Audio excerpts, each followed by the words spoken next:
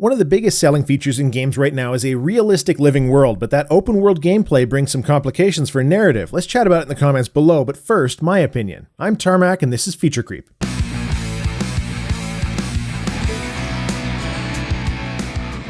Open world games are all the rage. Grand Theft Auto 5, Witcher 3, Dragon Age Inquisition, Fallout 4, Metal Gear Solid 5, Just Cause 3, Mad Max. The bigger the better, the more open the better. Players really seem to enjoy these massive open world games because freedom of choice is something that many people value in their interactive entertainment. And who can blame them? Being able to immediately switch gears when something is boring to another task that may be more exciting, if only for a while, is a good selling feature. I can't remember how many times I took a break from missions in GTA 5 to go randomly drive around, stealing planes and other fancy stuff from the army base and other spots. However, the open world design does have its flaws. For starters, the vast majority of these games are simply too big to be detailed. They look detailed, sure, but when you examine the dialogue, questing and such, what you'll find is that for the most part, they're thin, empty.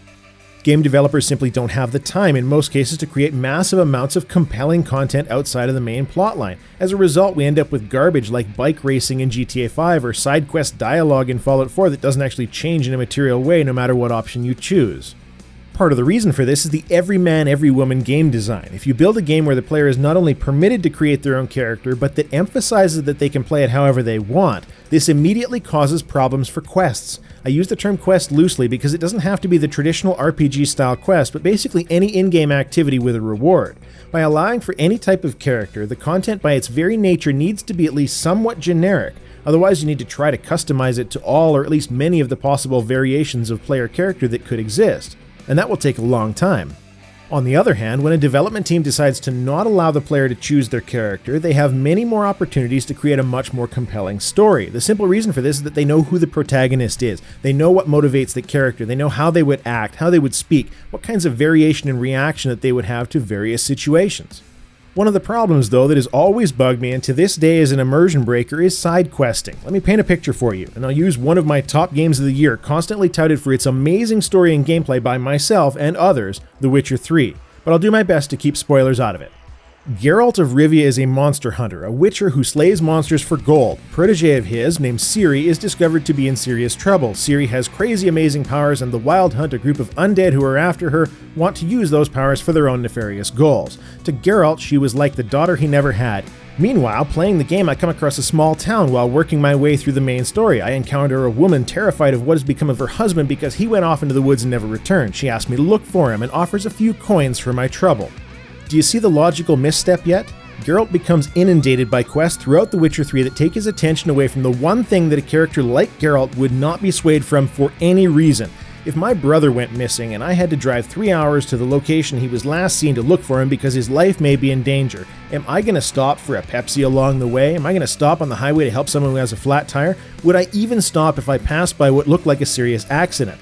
Probably not. Now, I'll grant you that the player certainly has the option to ignore all of those side quests, but let's also acknowledge that the reason they're put in there is for the player to have more to do. You're not meant to just blitz the main plot. In fact, balance-wise, you're often punished for doing so in many games. Another recent example is Fallout 4, with the protagonist taking a break from doing every possible thing to look for his son, his entire motivation so that he can spend some time gathering more adhesive to build a trade outpost and establish trade routes with another town that he made. Or she.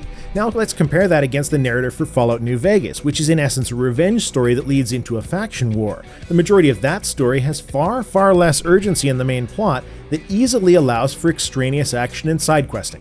There is this feeling of time being irrelevant that permeates open world games because you can easily in many cases spend more time doing side quests, collectibles, races, faction wars, and all manner of other items than you might spend on the main plot.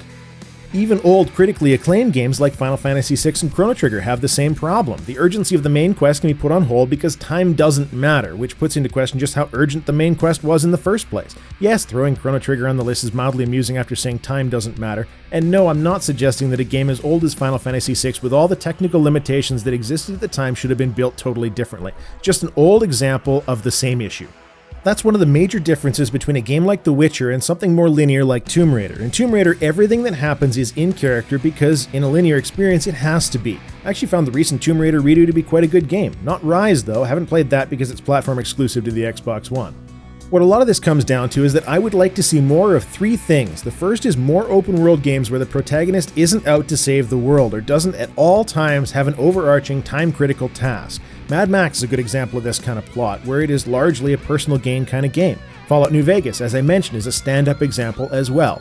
The second is an open-world design with a clear relationship between all of the side-questing collectibles, etc., and the main plot. Don't ask me to hunt down Badger Backside so the NPC can make a blanket for their kid unless that kid not freezing overnight is a critical part of the plot. Give me a tangible in-game benefit that contributes towards the main plot for collecting all of that time-sink junk that you hit around corners requiring weird camera angles. Tie those random NPC quests into supporting the war effort, or even going as far as to alter the main quest in some way. Give me the player a genuine reason to ponder that side quest and have to actually consider that it might be a worthwhile expenditure of time to take a moment away from the main quest because that moment away furthers the main goal in some respect. And last of all, let me fail, or more correctly, let my success carry some weight. I need to explain this one a bit more, I think. First of all, it requires an amazing autosave system for those people who are not willing to start over. Hell, it can even be a hidden autosave system that contains trigger points where actions are timed and you don't see it until that failure has actually happened. Let me not get to the next task in time and have that affect the story.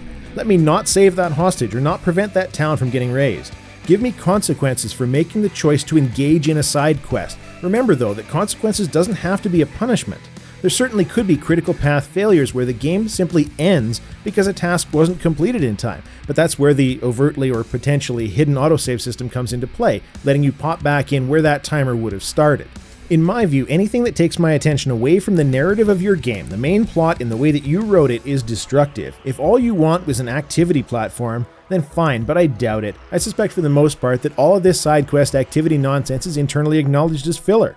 If it genuinely makes sense for the character to go off and do that crazy side objective, like a lot of the wonderful endeavors that Trevor gets up to in GTA 5, then that's awesome. But if it's just filler, that's where you're doing damage to the title. Including filler content just so that the game can be sold as having hundreds of hours of material is not a great design choice. And even in a game like The Witcher 3, where the side quests are incredibly well written and a lot of fun, it's worth questioning the reality of whether Geralt as a person would actually stop what he's doing to engage in them. It is possible that I could be wrong and that people who want open world games don't care about the narrative, but I think that's more likely a subset of them. It is of course also worth considering whether what logically makes sense is actually more or less fun, but as I mentioned, there are excellent examples of narrative consistency in this way that have been done, and in my view, they're far superior stories. So what do you think about the whole concept of open world game design? Do you feel like epic end of world plot lines are cheapened by being able to put it on hold and go run around collecting stuff for a few hours? Please do comment down below. Feel free to like and share this video anywhere that you want, or even subscribe to the channel because Feature Creep is a regular series every week. And yep, that's shameless self-promotion, but what the hell, it's my video, I can self-promote here however I want. Thank you very much for watching. That's all I have to say. Tarmack out.